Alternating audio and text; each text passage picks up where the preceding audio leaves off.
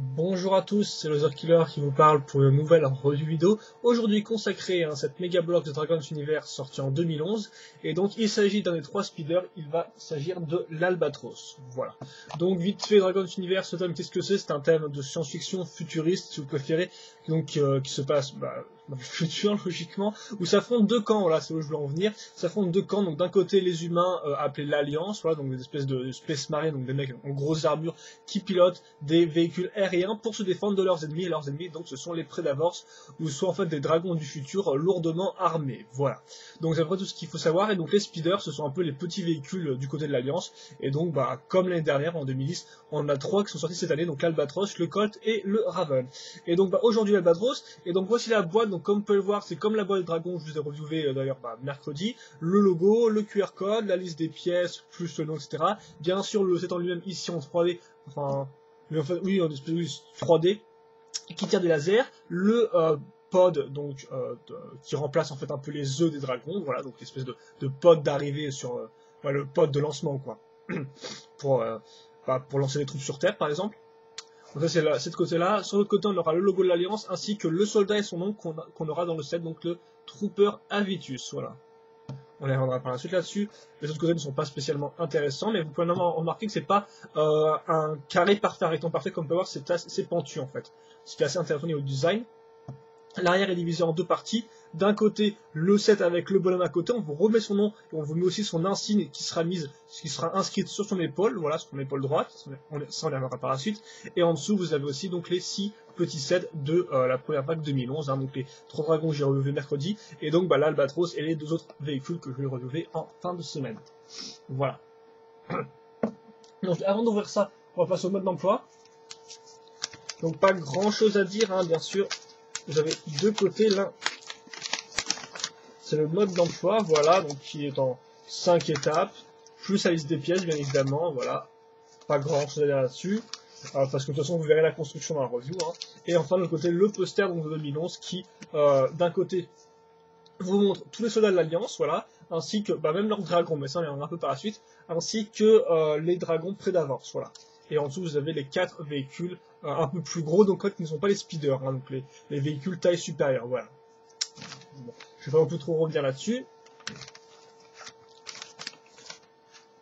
Et donc maintenant on va pouvoir passer à au set en lui-même, voilà, donc avec d'abord bien sûr le pod d'entrée sur Terre, voilà, d'entrée de.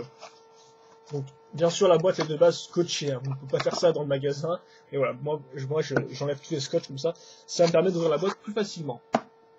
Donc en fait, le pod n'a pas grand chose de différent par rapport à l'ancien qui ressemblait à ça. Parce que comme vous pouvez le voir, c'est exactement le même moule. Seule petite différence à noter, c'est qu'avant, toute la partie inférieure du pod, effectivement ça s'ouvre comme ça, hein, voilà, en deux. La partie inférieure avant est à chaque fois grise foncé. Là par contre, elle correspond à la couleur du dessus, ce qui fait que là, on aura du rouge et en plus du rouge transparent, ce qui est plutôt cool. Et donc mis à part ça, pour ceux qui ne connaîtraient pas ces pods là, comme vous pouvez le voir, donc comme je vous montrais, ils sont comme ça. Il faut aussi noter qu'on a 4 tenons au-dessus, plus un trou technique à ce niveau-là, et un trou technique en dessous, voilà. Comme vous pouvez le remarquer, niveau détail, c'est assez simple, hein, mais normalement ça fait son affaire. Et donc, logiquement, vous ne pouvez pas mettre tout le vaisseau dedans, hein, une fois de plus, c'est comme les dragons, vous ne pouvez pas vraiment les mettre dedans, quoi. Ça n'entre pas. Attendez, que je referme. Ouais, je pense que c'est bon. Voilà, donc voici un peu le pod, entièrement rouge transparent. Et excusez-moi, je reviens tout de suite. Donc oui, je suis encore enrhumé, donc excusez-moi si je me mouche, hein, mais c'est vrai que c'est un peu après déjà de continuer la review. Donc après le pod, on va passer à la figurine et au set en lui-même, donc l'Albatros. Voilà. Typique, hein, je suis du type à m'enrhumer quand il fait super beau dehors. Bon, vous ne voyez pas pourquoi, je ne sais pas. Donc ça c'était le pod, donc pas grand chose à dire, pas de nouveau moule, mais néanmoins une nouvelle recolor, et plutôt cool d'ailleurs, vu que le bas rouge trans, ça rend vachement bien, je trouve ça. Ça rend même mieux que le gris foncé, en fait, qui est un peu contraste. Et donc maintenant on va passer au stand lui-même avec tout d'abord la figurine, donc le fameux Trooper Avitus, si je dis pas de bêtises. Et donc voilà le moule. Donc en fait le moule n'est pas différent des anciens personnages de l'Alliance en 2010. Souvenez-vous, on avait 3 moules à l'époque, enfin voilà, les 3 moules qui étaient en fait différents au niveau juste de la tête, juste des petits détails au niveau de la tête qui changeaient. Donc là, par exemple, cette tête-là qui est la plus simple, c'est la tête qu'on appelle de trooper, voilà. Ensuite, si on avait un petit, une petite visée, une antenne, c'était un captain. Et enfin, si on n'avait pas de visée, mais qu'on avait 4 épines à l'arrière de la tête, c'était un général, voilà. Donc là, bien sûr, on a un trooper, comme vous pouvez le voir. Et donc, le moule n'est pas le même, quoi. Le moule est le même. Seule différence, bien sûr, c'est le schéma de couleur. Avant, on avait du gris foncé et de l'argenté, là, et du bleu aussi, pour la visière. Là, par contre, comme vous pouvez le voir, on a du bronze, voire même doré, vu certaines teintes, des fois, mais on va dire, c'est plutôt du bronze doré, ainsi que du noir, voilà.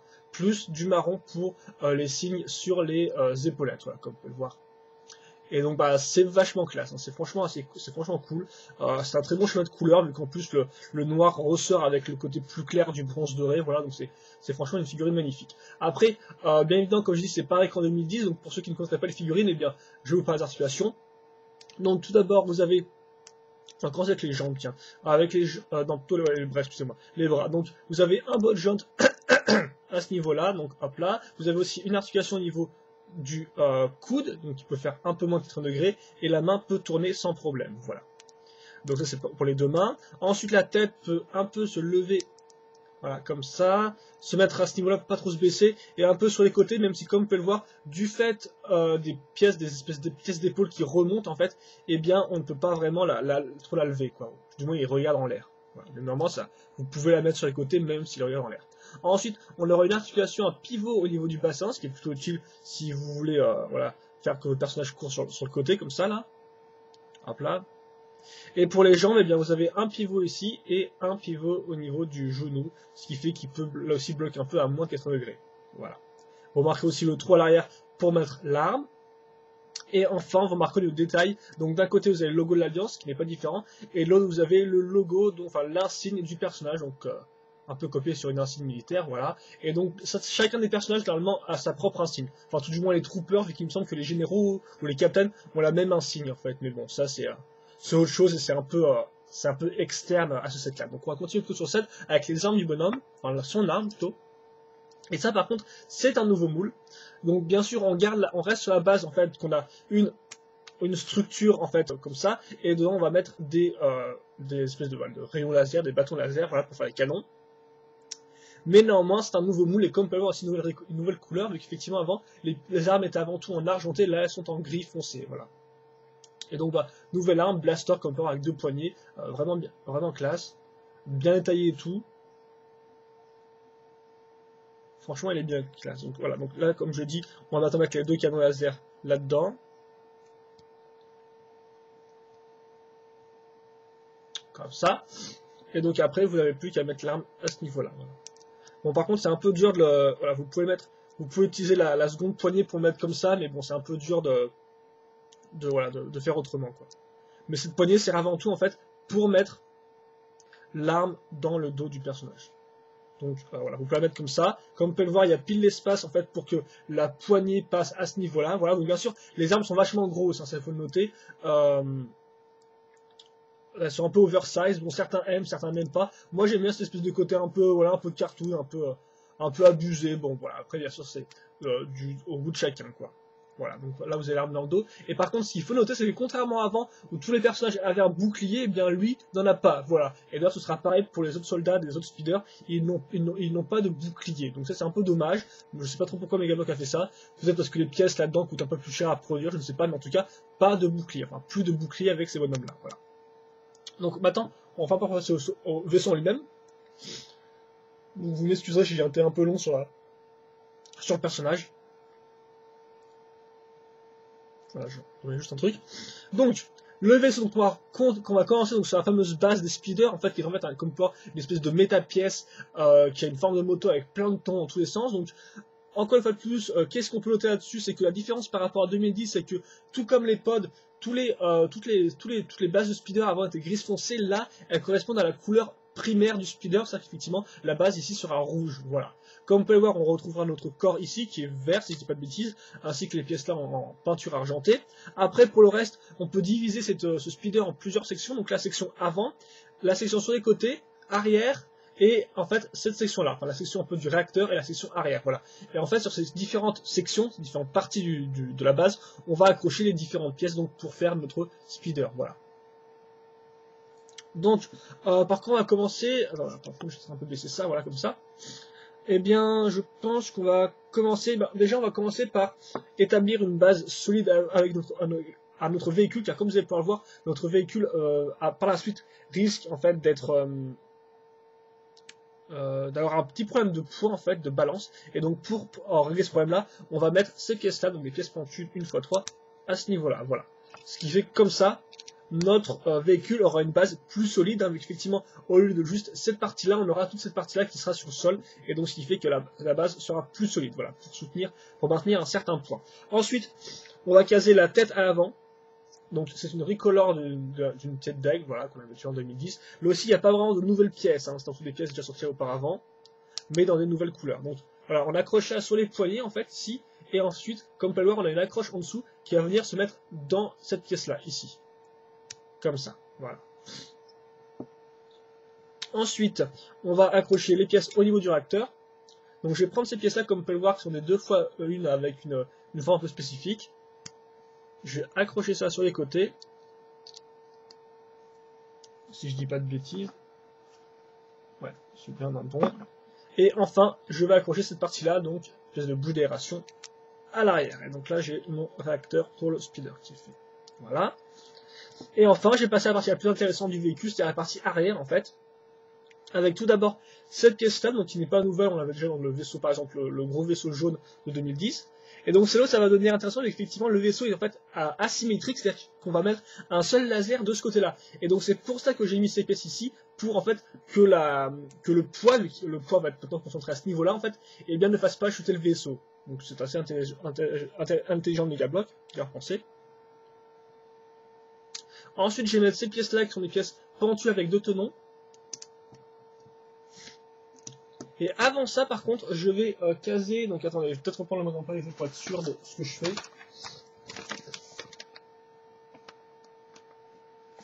Ok.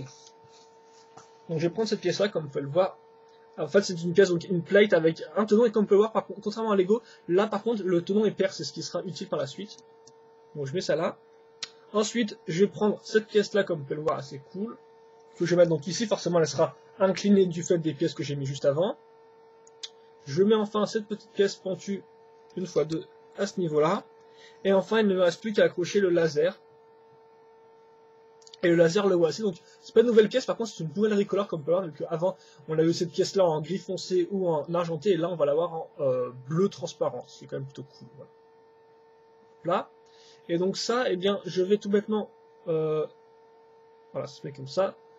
Mettre ce tuyau-là, donc ce tuyau bleu trans, dans le trou.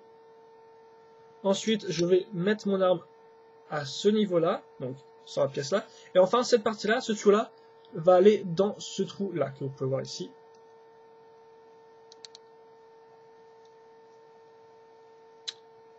Et voilà, le véhicule est fini.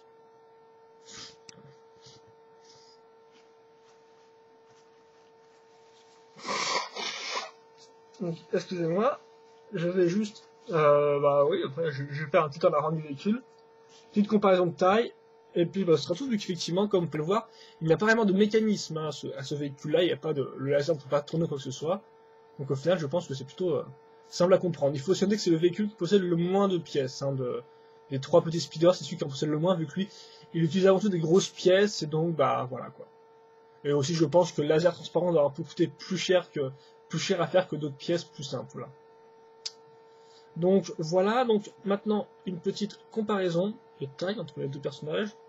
Entre le speeder et le personnage. Bon, je pense que lui est en train de tomber, mais... Ça fait que avec ce gros laser dans le dos, c'est un peu dur de le garder en parfaitement droit. Voilà. Donc voilà ce que ça donne. Et donc le laser, eh bien lui, comme vous pouvez le voir, maintenant je vais mettre le bonhomme sur le speeder, donc le laser je vais le virer, et je vais le mettre là, voilà, donc c'était plutôt intelligent. Et ensuite, excusez-moi, je n'ai plus qu'à mettre le bonhomme dedans. Donc là, je vais le plier comme ça, je vais lui mettre les mains à ce niveau-là. Là par contre, il faut noter un truc, c'est qu'avant, la plupart des personnages, on pouvait mettre leurs pieds en fait dans cette zone-là, mais maintenant avec la plupart des speeders 2011, en fait, cette partie-là sera occupée par une pièce qui fait que on ne pourra plus mettre les jambes au même endroit, donc ce qui fait qu'on devra un peu se débrouiller pour les mettre différemment à l'arrière du speeder. Donc c'est pas non plus super dur, et vous pouvez trouver des poses qui marchent assez simplement. Donc on accroche ça comme ça. Ça peut prendre un peu de temps au début de bien de bien caser le bonhomme. Mais voilà, si vous prenez un peu votre temps. Excusez-moi si vous voyez pas la caméra, mais en fait j'essaie juste de relever la tête, voilà, pour qu'il regarde bien droit devant lui.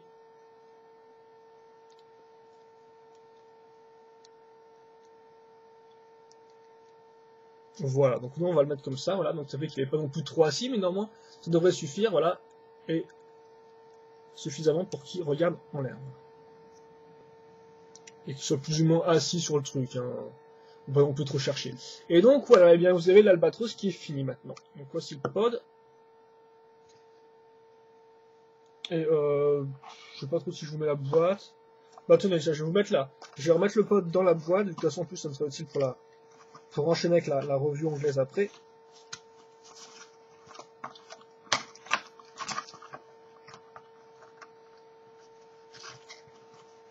Et puis bah, je vais vous faire un petit bilan sur l'Albatros, donc qu'est-ce que vaut ce set là et tout, et puis on verra on verra un peu s'il vaut le coup. Donc hop là, comme ça, voilà.